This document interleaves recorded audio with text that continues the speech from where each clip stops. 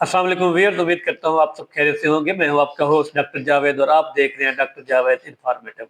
आज की इस वीडियो में हम बात करेंगे एमबीबीएस और बीडीएस सेशन 2025-2026 के लिए यूएचएस की नई और बहुत अहम पॉलिसी अपडेट के बारे में, जो खास तौर पर प्राइवेट मेडिकल और डेंटल कॉलेज के लिए जारी की गई है। तो वीडियो को आखिर तक जरूर देखें, क्योंकि ये अपडेट आपके एडमिशन पर बराह रास्त असर डाल सकती है। Specialized health care and medical education department की तरफ से यूएचएस को एक बाकायदा नोटिस जो है जारी किया गया है, जिसके मुताबिक सिर्फ 5 मेरिट लिस्टें, यानी कि अब यूएचएस प्राइवेट मेडिकल कॉलेज और डेंटल कॉलेज के लिए सिर्फ 5 मेरिट लिस्टें जारी की जाएंगी।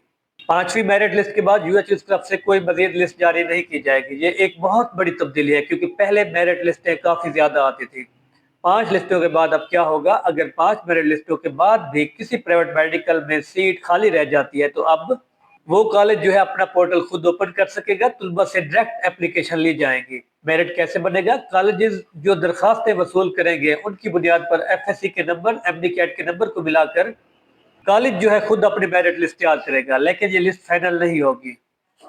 यूएचएस और पीएमडीसी की जो तस्दीक हुई है कि कॉलेज अपने तैयार करदा मेरिट लिस्ट यूएचएस को वेरिफिकेशन के लिए भेजेगा। यूएचएस जो है उसको चेक करेगा मेरिट रूल्स पूरे हो रहे हैं या नहीं। इसके बाद मंजूर शुदा नाम पीएमडीसी को भेजे जाएंगे, यानी मेरिट जो है फिर भी शफाफ और रेगुलेटेड रहेगा। ये बात बहुत जरूरी है। 5 मेरिट लिस्टों की ये हद सरकारी मेडिकल कॉलेज पर लागू नहीं होती। पब्लिक कॉलेज में जब तक सीटें फुल नहीं हो जाती, ये लिस्टें 10 या उससे ज्यादा भी हो सकती हैं। अगर आप एमबीबीएस या बीडीएस के उम्मीदवार हैं, खासतौर पर प्राइवेट कॉलेज में, तो ये अपडेट आपके लिए इंतहाई अहम है। मेरी आपको यही एडवाइस है, मेरिट लिस्टों को मुसलसल फॉलो करें। 5वीं लिस्ट के बाद कॉलेज पोर्टल पर खास नजर रखें। अगर वीडियो मालूमाती लगी हो तो लाइक करें, शेयर करें और ऐसे ही मुस्तंद मेडिकल अपडेट्स के लिए चैनल को सब्सक्राइब करना मत भूलिएगा। अल्लाह हाफिज।